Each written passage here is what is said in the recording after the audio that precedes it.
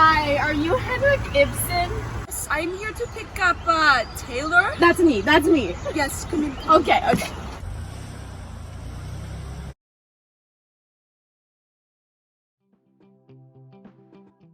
So, where are you from, Ibsen? I'm from Norway, and you? Norway? No way. You get it? I'm from the Valley, but I'm on my way to a concert, actually. Billie Eilish concert, and she's a really big deal around here. Billie Eilish? I see. Yes, the Billie Eilish. Cool. Why are you so quiet? Tell me more about yourself, Ibsen. Well, I am a playwright.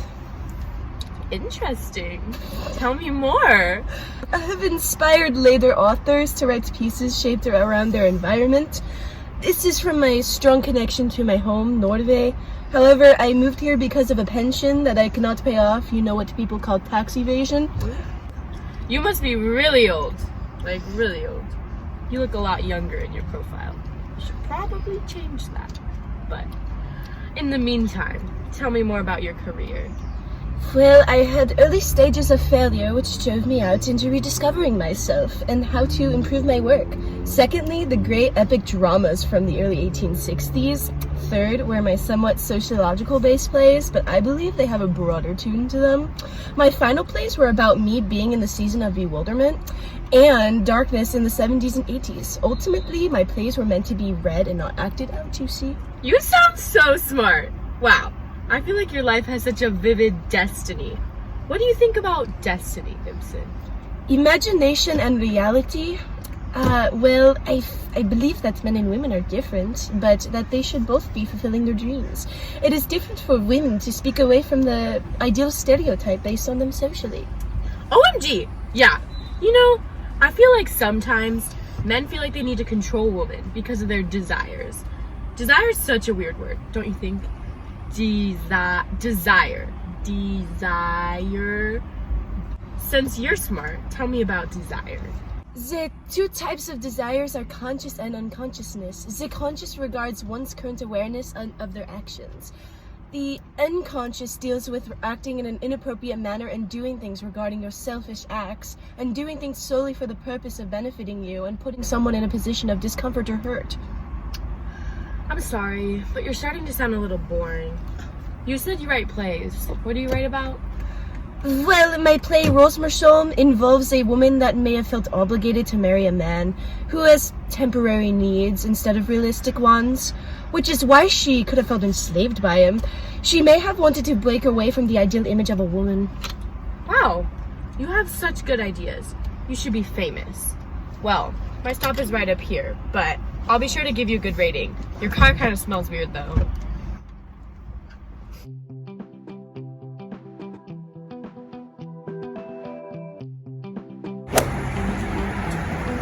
Hi, who are you here for?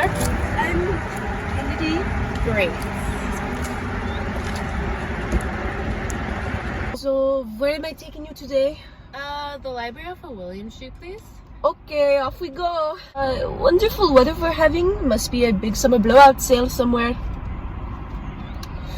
So, what do you do for a living? I'm a full-time student at the University of West Florida. Oh, wow. I'm actually a playwright. I think that where one is from deeply impacts their outlook on life and influences how they go about certain situations. Oh yeah, for sure. I believe the smallest things can have big potential on the progression of life. What are some of your famous works? I might have read them myself because I major in English and theater and minor in psychology. Well, I'm notorious for exercising modern drama in my plays. My plays dealt with the topical problems that people argue and debate in societies. My plays have sociological responses from the characters, therefore, to make my audience relate to the characters. What are your most famous plays? A Doll's House, Peer Gynt, and Hedda Gabler. Oh, stop. I have read A Doll's House. Yes, well, I try to send my audience off to rethink beliefs that they have never thought about before. My play, Adele's House, shattered societal expectations of the ideal Victorian woman. People were for and against these new ideas, but nonetheless, people decided not to be so ignorant or limited to new ideas as society was evolving, and people were finding themselves being more introspective to new traditions.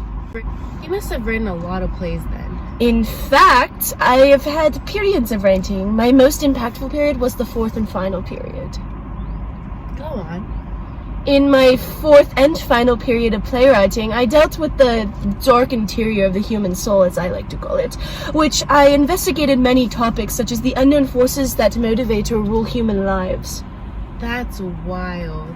What made you think of these controversial ideas? Everything that I have written is minutely connected with what I have lived through. Every work I have written is spiritual liberation to me.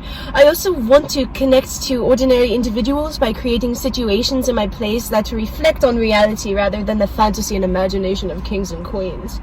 Not to be negative, but your plays themselves sound so pessimistic. To be frank with you, Kennedy, I fell in love with an 18-year-old Austrian girl at my very old age. And we fell in love with each other, and even though I found the love I was searching for, I never accepted it. Because of that, my last 5 plays were extremely pessimistic, mirroring how I feel about my relationship with the girl, my inner demons, as I was deeply disturbed with myself. Oh, well, thank you. Have a great day. Goodbye.